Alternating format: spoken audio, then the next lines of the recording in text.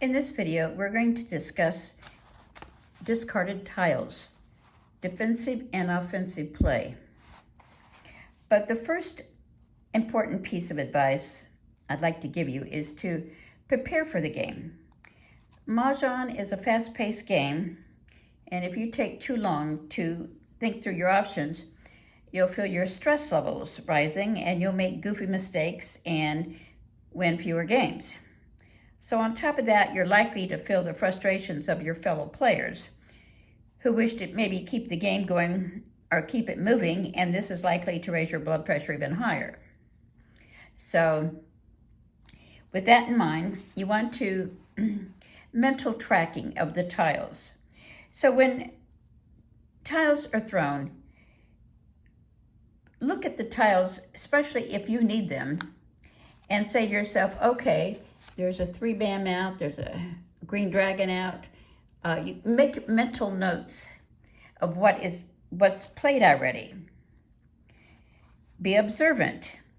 When you're doing the Charleston, pay attention to the tiles that you have passed to another player and what tiles you're receiving. Now, at some point, you'll probably say to yourself, oh, I wish I had that tile that I just passed to them. But chances are, more than likely, those tiles will come back to you. And always watch for jokers that are exposed, and be sure to do an exchange when it's your turn. Notice the doubles that are exposed on someone's rack. If you see like 3 2-bams out, well, you know that you can't use a 3-bam or a 2-bam for a pair because 3 are already out. The same with dragons. So remember, it's impossible to build a pair with 3 out. And it's hard for a pung unless you have dragons. And watch the body language of other players, particularly when tiles are picked, discarded, or exposures are made. You'll see them, sometimes you'll see them, you can see the look on their face. They'll look back at their tiles real quick. You can almost read their mind. They're saying, oh, there goes another one of my tiles. Or, oh gosh, I needed that one. So learn to read the body language. And also, learn the playing style of the people that you play with regularly. Because most people play, they gravitate toward certain hands. They just get used to playing certain ones, and they really don't like to get out of their comfort zone too much. But so learn the playing style of people that you play with, okay? And visual aids for remembering discarded tiles. I know some people count the tiles under the table with their fingers that they're counting on the table because they don't want you to see them counting the tiles, so they do it under the table. I have a different way of keeping track of a tile, especially if it's for a pair.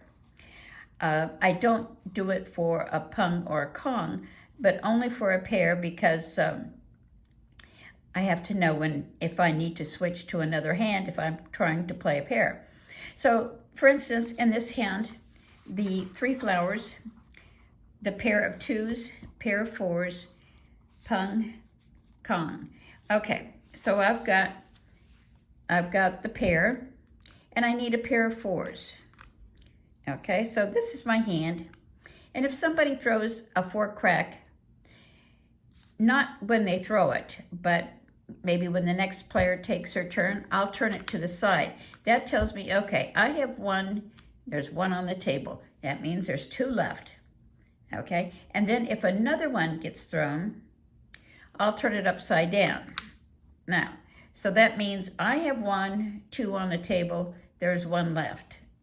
Do I want to take that chance? If I was closer to Mah Jongg, I would take that chance, but I don't know at this point if I would. I might, it just depends on how far in the game I am. I might even switch to another hand up here that needs 4 flowers, the 2, 4, 6, 8s, and the 2s. It just depends on what happens, but this is how I keep track. So if it's upside down, for me, that means, okay, there's 3. There's only 1 left. Am I going to stay with this hand, or am I going to look for a different hand?